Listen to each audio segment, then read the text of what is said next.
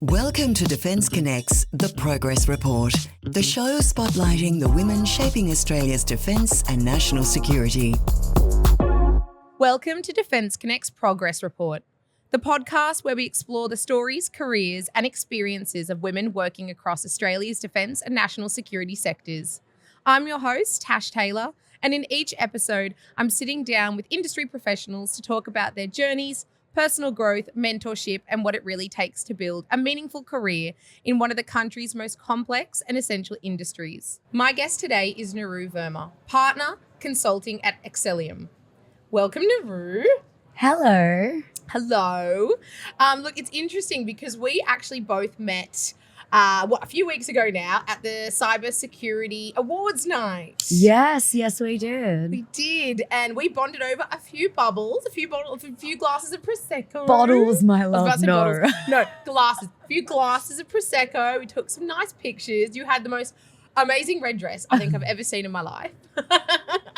It's so funny. That dress was one of my I'm here and I'm not apologizing for being here moments. And Yeah, I love that. exactly. And I love your dress. Your dress Thank was, you. oh my It's goodness. very velvety.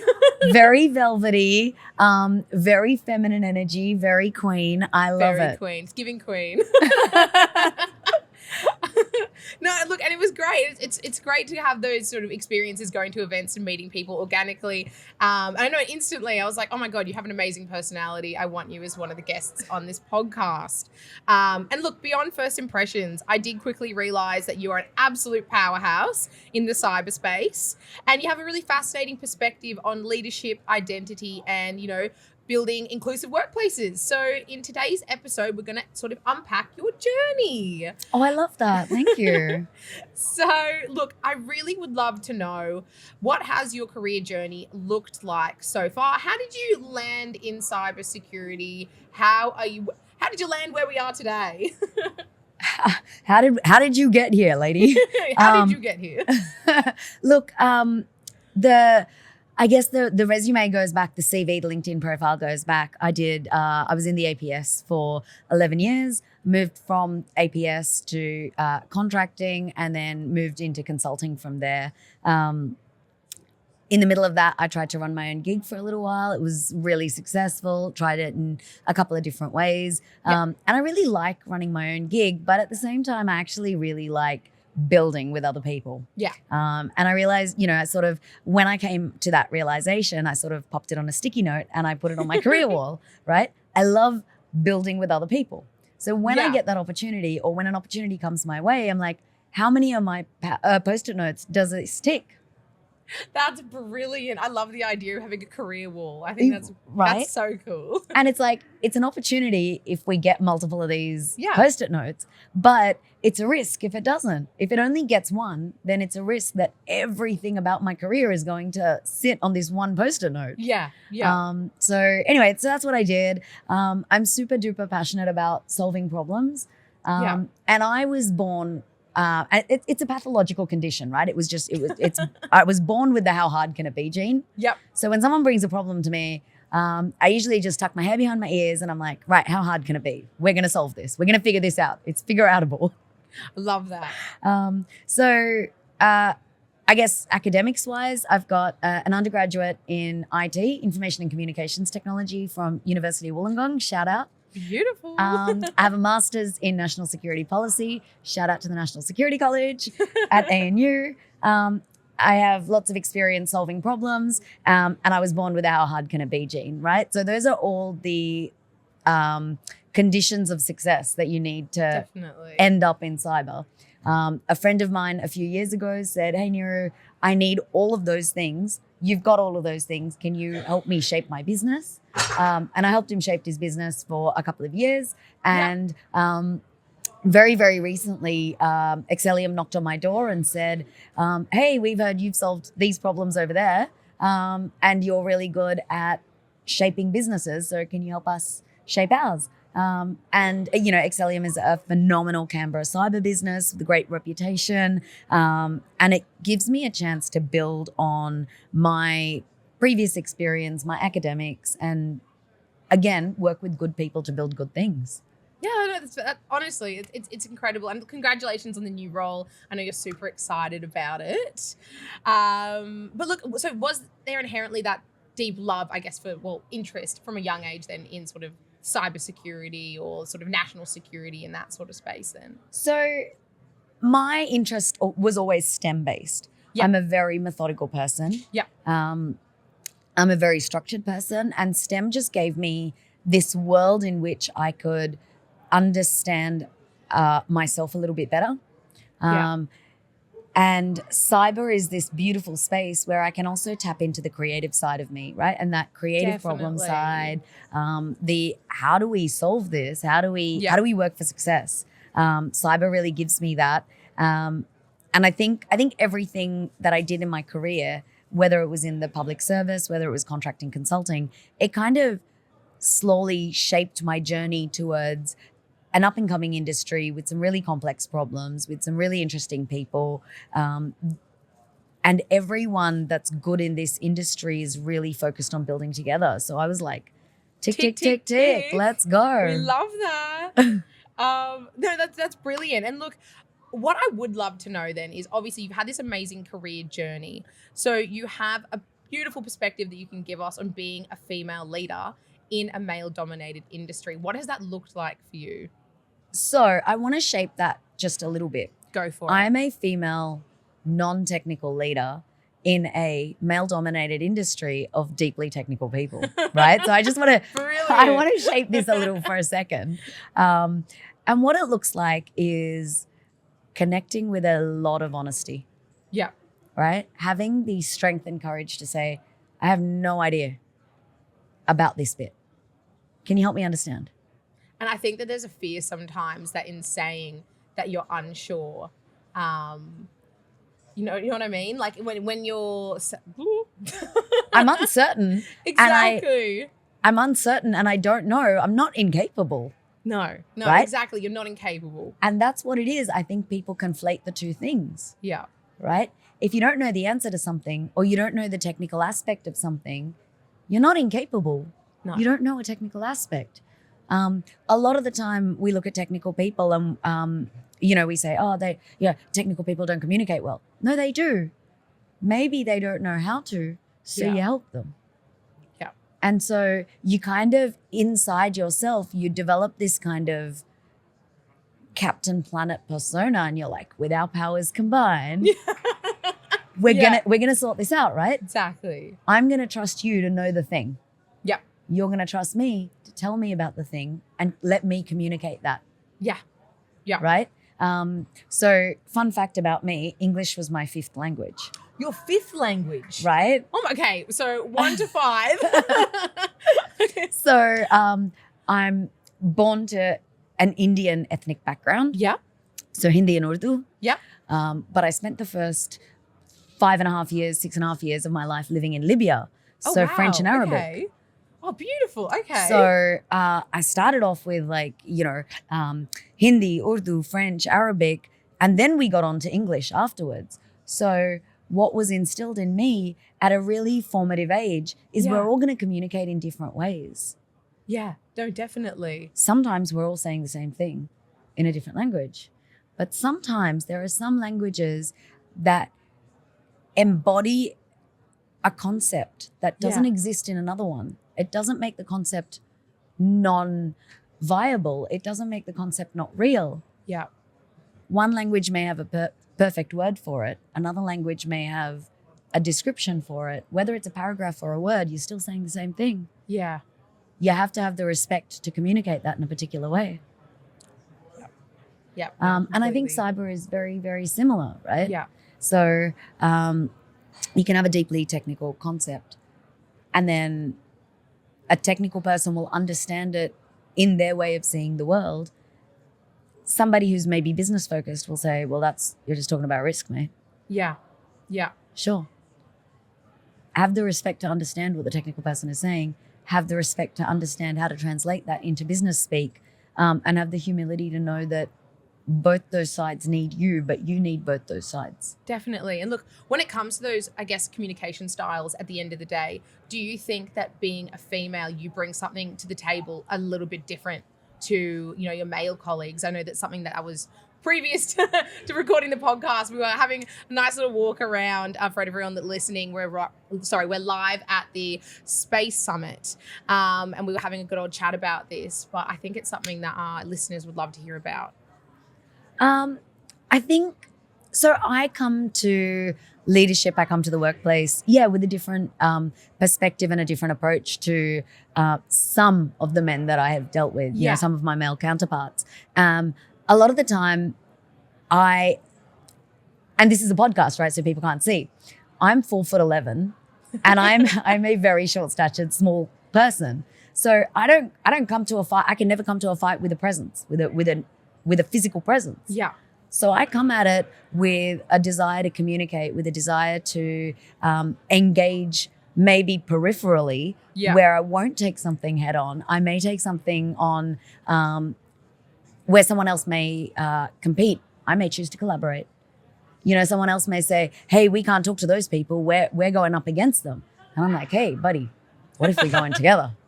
Exactly. Right? So you got a few different takes then, a few different perspectives of looking at, I guess, different ways other people would approach it. Right. Yeah. I do. And I appreciate when I've got a male counterpart who will say, hey, if we got to fight this, I got your back. Suddenly, I don't feel 4'11". I feel like I've borrowed their height, right? Yeah. You're actually 6'6". Right? I am on the inside, but we'll get there later. You've got the personality to back that. I love that. But at the same time, also, if fighting is just going to elongate or make things messy or open a door to a potential messing up of or a messy relationship, then when I come in and say, hey, why don't we collaborate? Why don't we see how we can split the work and do it together, share the risk and increase, for example, industry engagement with the end client. Yeah. They're like, oh, okay, so this actually benefits both parties. And it's like, it does. And in the longer term, it means that we build this kind of long-term relationship moving forward where we just help each other. It's not necessarily about the conflict. It's not necessarily about, the winner takes it all. Yeah. It could be the winner makes the industry better for all. Definitely. When it comes to your career journey, I'd love to know, as a female yourself, has there been any other female mentors that have helped you throughout your career, or have you been a mentor to other women within the industry? So yes and yes on both. Yes. Beautiful. I was working at the National Security College, and there was a course I was coordinating for a group of sort of senior, it was sort of, I think it was like a band 1 level of leaders. And one of the mentors on that course, she said this thing, and it just, when you hear advice and it just shifts your core. Yeah, one of those sort of moments. And it just settles you and you just get it. Yeah. And she gave this analogy or parable, I guess, of you go to the emergency room and you've got some sort of ailment, and someone comes over and they've got a white jacket on, and they say, hey, can you, I'm so-and-so. They give you their name. My name is so-and-so. Can you come follow me into this room? And you go, yep, okay. I say, well, stick your tongue out. I'm going to take your temperature. And then they take your, they look into your ear and you sort of, you trust them with what they ask you. And they say, oh, have you had a headache, or, what ails you? And I can see you bleeding out from your knee, and what happened here? And you just tell them, you give them information and you build a trust relationship with them. And somewhere in your head, you have already decided they're a doctor or they're a practitioner or they're a medical expert. Yeah. They are not going to go to the end of the room, pick up a mop and bucket and start mopping the room. No, you'd be quite concerned then, wouldn't you? Right? Yeah. And what I find really amazing about that is, she said, the amount of women who will walk into a room and as soon as the meeting is over, they will pick up the cups. Wow. That is a sort of moment, isn't it? Right? Yeah. The amount of times a woman will walk into a room and immediately be hospitable. Take on those, what's traditionally a female role. Right. Yeah. Okay. And the thing is, you don't need to pick up the mop and bucket. No. Now, that does not mean you walk into a room like everybody else owes you a mop and a bucket. There's no need to be rude. There's no need to be disrespectful. There's no need to be unkind. But there's no need to turn yourself inside out and pick up that mop and bucket. If you're in that room as the head of the meeting, if you're in that room, even as a note taker, own your role in the room. Yeah. Don't automatically assume that your role is to then go and tend to everybody else's needs. Yeah. Everybody else in that room is also a grown adult. You do not need to tend to their needs in that way. You don't need to pick up after everyone after that room. Everyone is a grown adult. They know how to pick up after themselves. I think that's amazing, amazing advice. And then you got that from, was it a lovely mentor? It was a lovely female mentor, right? Yeah. And she shifted this thing in me where I felt like I had to earn my place in the room. And I feel like that sort of comes down to a level of imposter syndrome that a lot of women get as well. When you walk into, whether it's a conference room or whether you're walking into a big boardroom meeting, and quite often you end up being one of the only women in the room, which I myself have had that experience of quite a few times. And I feel like a lot of that, you sort of get that feeling of you have to prove why you're actually in the room. What makes you, worthy. Exactly. And the other thing she said to me, well, she said to the room, but I don't know. Turns out it was a private TED talk for me. There were just other people there. There was no one else there. It was just I don't know. Why she could see inside my soul, I don't know, but here we are. But one of the other things she said, take stock of 2 words that you use and how many times you use them in a day.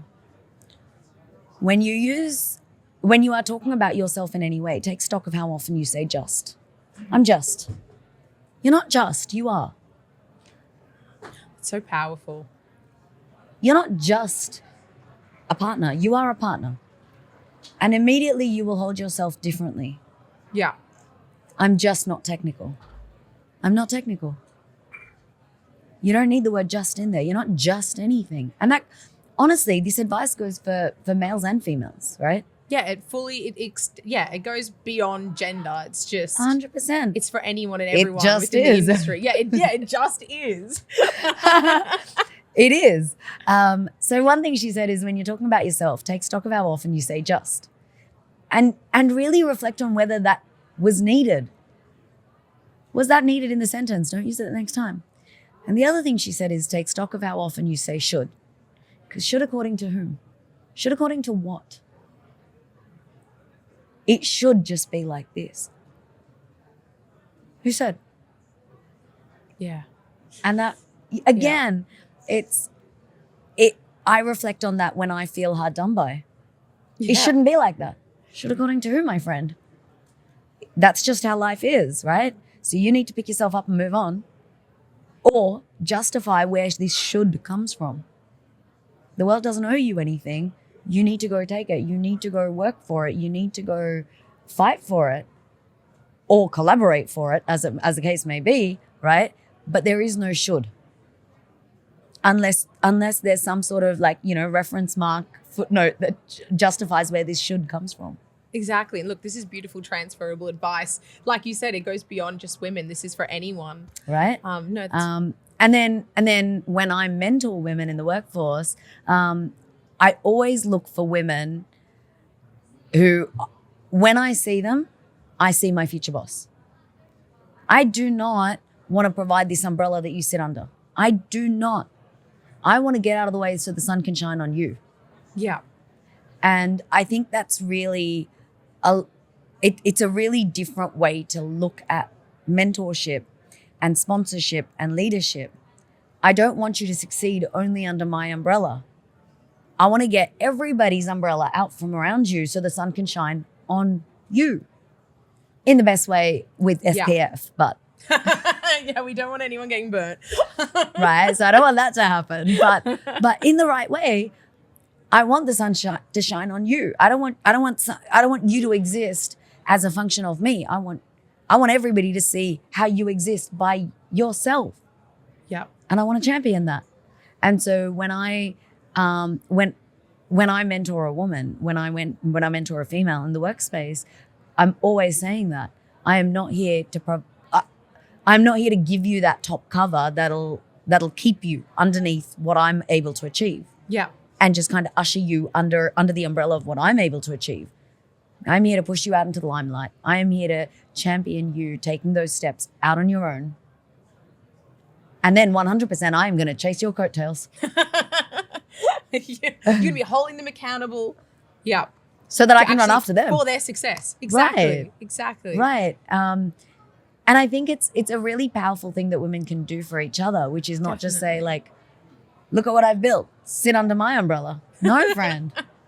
Yeah. Look at what I've built. Use it. Start from here and go. Yeah. No, look, what tidbit of advice then would you give to females that are coming into the cybersecurity space? Maybe they're considering it, they're in university and they're looking at career options, or women within the industry that maybe want to transition over. What are your key bits of advice? So the first thing I would say is you are a poor man's shadow, right? Yeah. If you think of your own shadow follows you perfectly. If you try and shadow somebody else and turn yourself and contort yourself into somebody else's shadow, you will not instinctively know how they move. So you will always be half a step, half a foot behind. Yeah. You will not be able to accurately be their shadow. You can only follow a certain aspect, a certain percentage of what they do. Yeah. But what you've done in doing that is you have robbed the world of what it deserves, which is you in your full light. That's beautiful. You have robbed the world of the opportunity of whatever it is that you bring, the way you bring it, your mind, because you're trying to turn it into a shadow of somebody else's mind, right? Yeah. And really powerfully, people can't see this, but there's a whole group of young women standing right in front of us, right? I noticed that. And Hi. here's my advice to all of you, right? Like, you all bring something different to the table. Let it shine, like, and stand out there, stand in the front row every single time. Because you can absolutely take leadership from somebody, but don't hide behind them. Don't hide in their shadow. Yeah. What you bring to the table every time is 100% necessary. And the second bit of advice I'd give young women is, as you grow, and I am blatantly 100% passing on advice that was given to me by somebody else. As you grow, as you develop, as you figure out what it is that you want to be, pay really close attention to who holds your head above water while you feel like you're drowning. Because there will be times that you feel like everything is getting on top of you. You are in the bath and someone else is flooding it. Pay real close attention to who is watching that happen and doing nothing. Yeah. And who is actively working to hold your head above that waterline. Yeah. Right? That makes a real difference, because people will say they care and people will say they're sorry, and they will let that bathwater come right up above your head. And there'll be other people who jump right into that bath, don't care about who's flooding it, and hold your head above water. And that is so, so deeply important. That becomes so much more important as you find your identity, as you find your leadership style, as you find your place in the industry, as you find the people you do and don't want to work with. That's a really, really important discerning factor. A huge thank you to Niru for sharing such valuable insights, and of course to you, our listeners, for tuning into this episode of The Progress Report. We'll be back in 2 weeks' time with more inspiring conversations from remarkable women across the industry. Stay ahead of the curve with all things Defence Connect by visiting our website or following us on our socials.